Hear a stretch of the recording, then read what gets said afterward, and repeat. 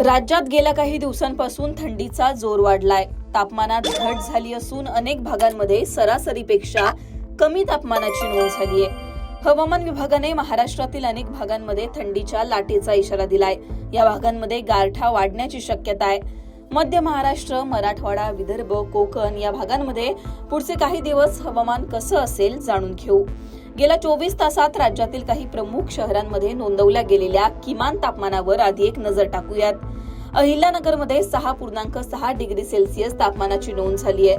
जळगाव 7, पुणे 7.9, नागपूर 8.1, गोंदिया 8, नाशिक 8.2, सातारा 10, धाराशिव 10.2, संभाजीनगर 10.8, परभणी 10.4, अकोला 10, अमरावती 10.2 तर मुंबईमध्ये 20.9 degree Celsius तापमानाची नोंद झाली आहे.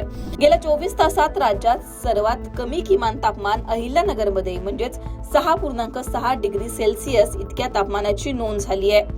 पुढच्या काही दिवसांमध्ये महाराष्ट्रात कोणत्या भागांमध्ये थंडीच्या लाटेचा इशारा हवामान विभागाने दिलाय तेही पाहू. 11 तारखेला मध्य महाराष्ट्र, विदर्भ त्याचबरोबर मराठवाड्यातील अनेक भागांना थंडीच्या लाटेचा इशारा देण्यात आलाय.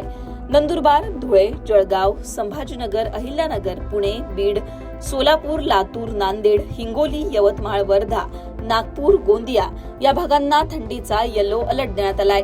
या भागांमध्ये थंडीची लाट असणार आहे. 12 तारखेला हवामान विभागाने कोणत्या भागांना थंडीच्या लाटेचा इशारा दिलाय तेही पाहू. नाशिक, अहिल्यानगर, सोलापूर, जळगाव, संभाजीनगर, जालना, परभणी, नांदेड, हिंगोली त्याचबरोबर विदर्भातील नागपूर, वर्धा आणि गोंदिया या जिल्ह्यांमध्ये 12 तारखेला थंडीच्या लाटेचा इशारा असणार आहे.